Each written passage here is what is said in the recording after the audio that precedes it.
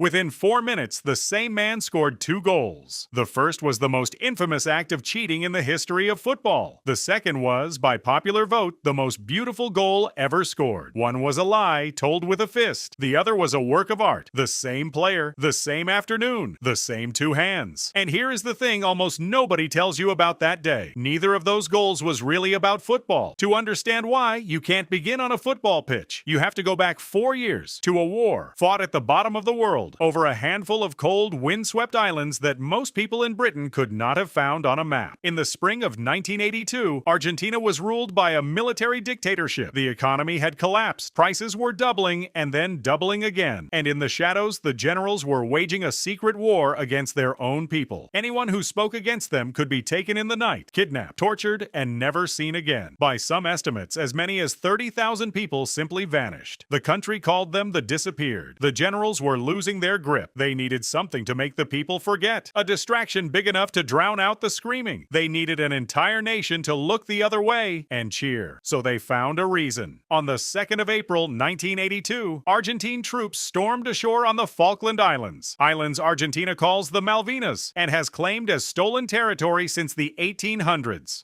And overnight, the mood of a whole country flipped. Crowds flooded the Great Square in front of the presidential palace, tens of thousands of people waving blue and white flags, weeping with pride. The same generals who had been despised a week before were suddenly the men who had brought the islands home. They were certain of one thing. Britain was 8,000 miles away. No one, they told themselves, would cross an ocean to fight over a few rocks and a flock of sheep. They were wrong. Margaret Thatcher sent a fleet, warships, aircraft carriers, thousands of soldiers, steaming south toward the freezing Atlantic. And what followed was short and brutal and desperately one-sided. 74 days. The lowest moment came at sea. An old Argentine cruiser called the General Belgrano was sailing in the cold southern waters when a British submarine fired. 2 torpedoes tore into her. She rolled over and went down into a black and freezing ocean, taking 323 men with her, almost half of every Argentine who would die in the entire war. People still argue about that attack, because the Belgrano was outside the zone the British had drawn for battle, and some say she was even sailing away. But none of that argument mattered to the men in the water, and so many of them were not soldiers at all. They were teenage conscripts, boys, handed a uniform and a rifle and shipped to the end of the earth to fight a war they never chose. After the Belgrano went down, the Argentine Navy was so shaken that it barely left port again. And back home, the people were being lied to. The radio and the television told them Argentina was winning. Families gathered around the news, proud and hopeful, while thousands of miles away, their sons were being cut to pieces. On the 14th of June, it ended. Argentina surrendered. 649 of its soldiers were dead. The dictatorship that had promised glory had handed the country a humiliation so total that within months, it crumbled and fell. That is the wound. A generation of young men sent to die for a dictator's distraction. A nation lied to, then beaten, and left with no way to answer. No rematch, no revenge, nothing. Now hold that feeling and move forward 4 years. Mexico, the 1986 World Cup, and the draw out of every nation on earth sends Argentina into the quarterfinal against England. Of course it does. And the bad blood ran far deeper than the war alone. These two had hated each other on a football pitch for 20 years, ever since a poisonous match back in 1966, after which the England manager had called the Argentine players animals. Now take that old hatred and pour a war on top of it. The wound is still raw. The Mexican authorities are so frightened of what might happen that they ring the stadium with 20,000 police. Out in the streets, Argentine fans set fire to the British flag. Inside, officers tear down banners as they appear, but some still get through. One of them reads simply, "Malvinas too." Someone even asks for a minute of silence before kickoff for the dead Argentine soldiers. And in the middle of all of it stands the Argentine captain, a short, barrel-chested genius from the slums of Buenos Aires. A boy who had grown up in a shanty town called Villa Fiorito, playing on a dirt pitch, dreaming of exactly a stage like this one. Diego Maradona. Before the match, the reporters ask him the question that is on everyone's mind. Is this about the war? Is this revenge? And Maradona waves it away. It's only football, he says. Don't mix the two. Remember that answer. We are going to come back to it. The 22nd of June, 1986, the Estadio Azteca. More than 114,000 people packed into a giant bowl of concrete 2,000 meters up where the air is thin and the sun is so heavy the players can barely breathe. For an hour, nothing breaks. And then, in the 51st minute, the whole thing cracks open. It starts strangely with English feet. An England player tries to hook the ball back to his own goalkeeper, but he slices it and it loops up, high and slow, into his own penalty area. Maradona, all 5'5" of him, is already running. Racing out to meet that dropping ball is Peter Shilton, the England goalkeeper. A giant of a man, a full 8 inches taller, fists raised to punch it clear. There is no way on earth Maradona reaches that ball with his head, so he reaches it with his fist. He throws up his left hand, tucked in tight against the side of his head, and he punches the ball up and over Shilton and into the net. For one heartbeat, the whole stadium isn't sure what it just saw.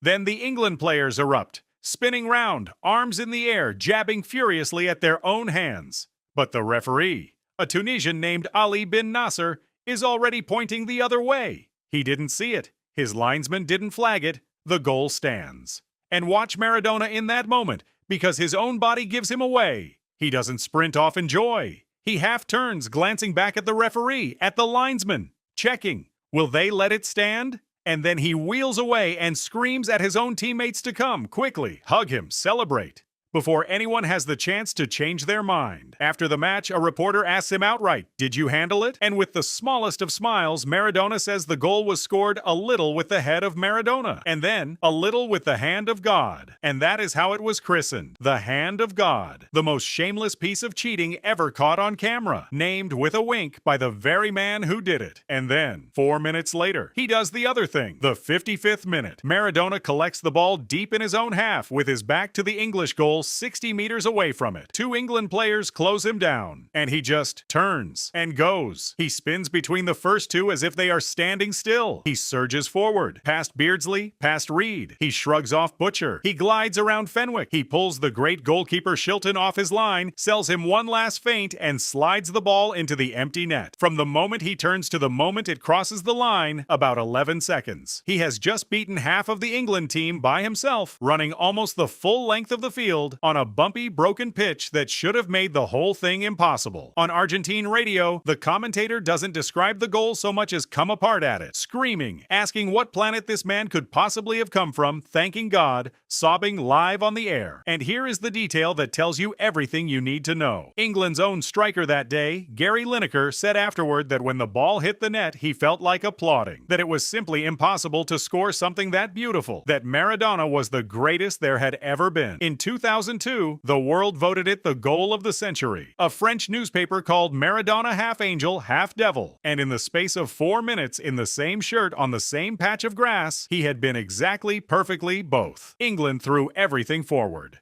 Near the end, Lineker stooped to head one back, 2-1, but it was too late. The whistle blew, and Argentina had won, and they kept on winning. They beat Belgium in the semifinal, Maradona scoring twice more, and in the final, they beat West Germany 3-2. In one of the greatest finals ever played, Argentina were champions of the world, and when that final whistle sounded, 30 million people poured into the streets of a country that just 4 years before had had nothing in the world to celebrate. But the official story held to its script. It was just football. Maradona himself had said so before kickoff. It's only football. Don't mix the two. Except he never believed that, not for a second. And in the end, he admitted it. Years later, in his autobiography, Maradona finally told the truth about that first goal. He confessed that he had always known it was his hand, and then he said the thing the world had not wanted to hear. Beating England that day, he wrote, was not really about beating a football team. It was about beating a country. Before the match, they had all sworn the war had nothing to do with it. But they were lying, he said. They knew how many Argentine kids had died out on those islands, shot down like little birds. In his words. And this, he said, was revenge. So look at that first goal one more time, the hand of God. And you will see two completely different things, depending on which flag you happen to be born under. To England, it is the purest fraud in the history of the sport. Cold, deliberate theft in front of the entire world that knocked them out of a World Cup. Some of those England players have said that they will never forgive him. And you can understand exactly why. But to Argentina, it was never a fraud at all. It was the small and the beaten reaching up and snatching something back from the great power that had crushed them, getting away with it. The little man who topples the giant by any means he can, fair or not, is one of the oldest heroes the human race has ever had. And David, this time, did not bring a slingshot. He brought a fist, and he never once apologized for it, because here is what a single football match could do that the war never could. Argentina lost in the Falklands, and there was no undoing it, no rematch, no way to raise those boys from the bottom of the ocean, no way to take back the surrender. No way to make the general's lie come true. The war was over, and it was lost.